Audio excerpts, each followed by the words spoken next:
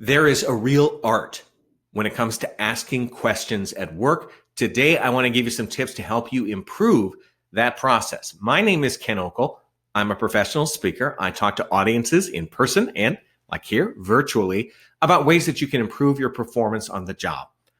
I have a different background that I pull from: broadcast news, hurricane relief, professional ballet. Now, I know, unusual combination, but in each and every field, I had to perform at a high level every day. At the end of this talk, you're going to have an opportunity to download a free guide that I've put together that highlights some of the key points of this presentation, so stay tuned for that. As a leader, it's important for you to get good answers to the questions that you have in your organization. Maybe they are coming from a customer, maybe they're coming from employees. You need the truth. How do you get that? Because have you ever been on the other side of a question and you're not sure whether you're supposed to give the short answer, a yes or a no, or the long answer, or maybe you're talking about things that you don't like? It's all about the question. You need to ask a question that can pull a good answer out of someone. One of the biggest tips I tell: make sure you're asking the right people. Sometimes in organizations, what happens is questions about a new policy or a new product, a sales system, that stays at a very high level in the organization. So you're in an executive meeting, you turn to the person who's next to you, maybe a marketing person, says, "Hey, what do you think about this for our new sales team?" Now, the marketing person might have some great insight, but if they're not a part of that team, if they're not doing the work of the sales team every day, can they really answer that question all that well? Still, ask them the question, but then seek out other people who are more directly tied. They'll be doing the work, or they'll be encountering people who are purchasing the product.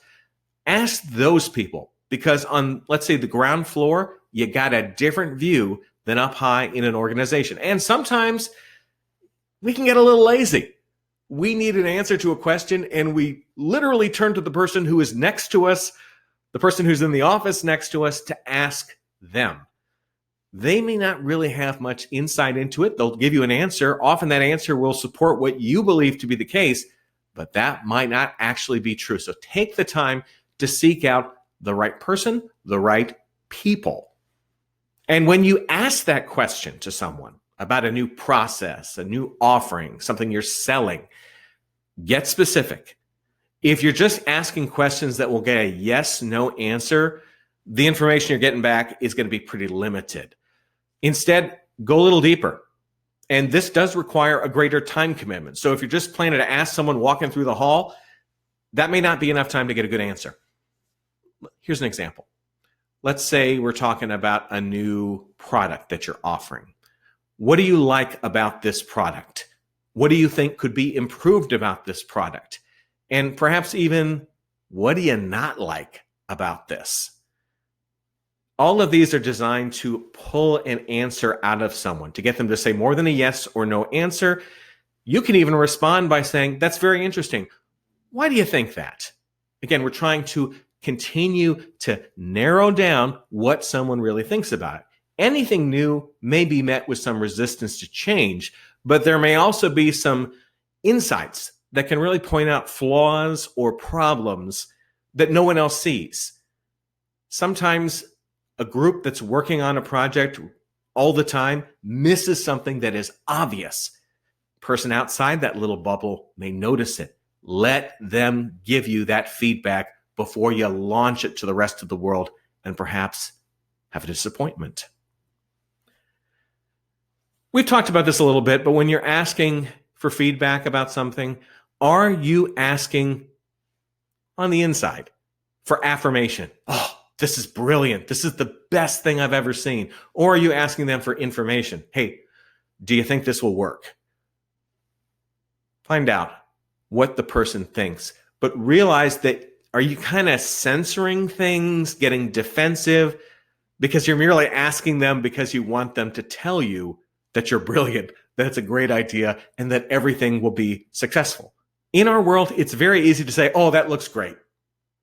It's harder to say, "I don't know about it." Make sure you have an open mind and that you're willing to hear feedback that might be a little critical, that maybe you don't like, that maybe says you got to go back to the drawing board. It's invaluable to get that early rather than late in the game. Sample size. Are you asking one or two people about a product launch? Or are you asking a dozen, 2 dozen, 100?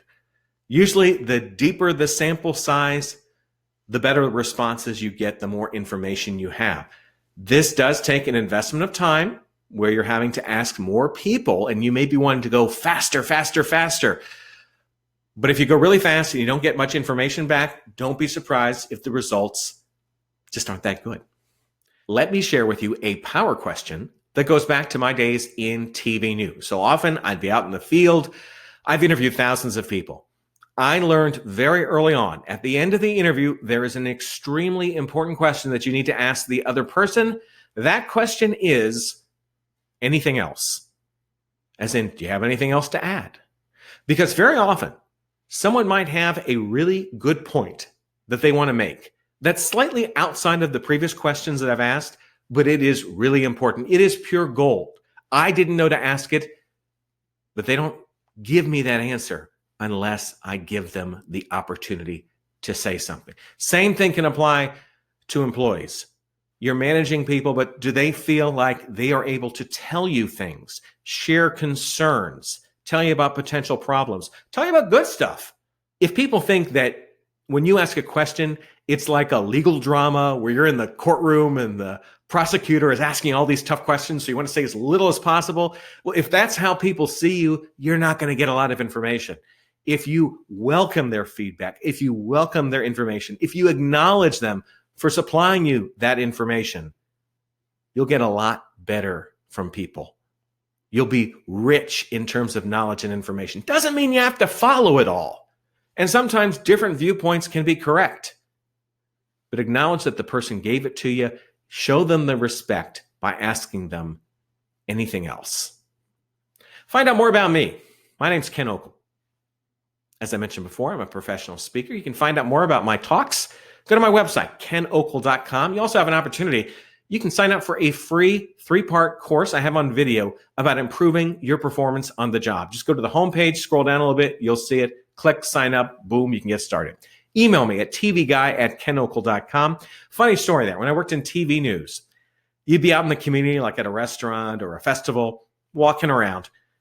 People would recognize you, but they wouldn't know your name. So they would just yell out things like, "Hey, TV guy," hence the name. And I welcome you to connect with me on LinkedIn. When you do send a connection request, can you do me a favor? Just put in the connection request where you encountered me. So that way I know where you're coming from. Sometimes on LinkedIn, unfortunately, we get a lot of connection requests from people who just want to sell you stuff and really don't care about you as a connection. Voila! Here is that guide that I was talking about. I find these very useful in terms of helping us refresh our memories about some of the key points that we're talking about. I'm putting the download information into the chat box right now. For those of you who are watching on YouTube, I hope you're liking this video. You can also find the download information contained in the show notes. Hope you enjoy this. If you find the information useful, feel free to share it with your teams.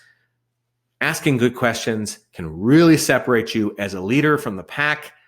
Consider these changes. I think they can help you a great deal. I'm Ken Okel. Take care.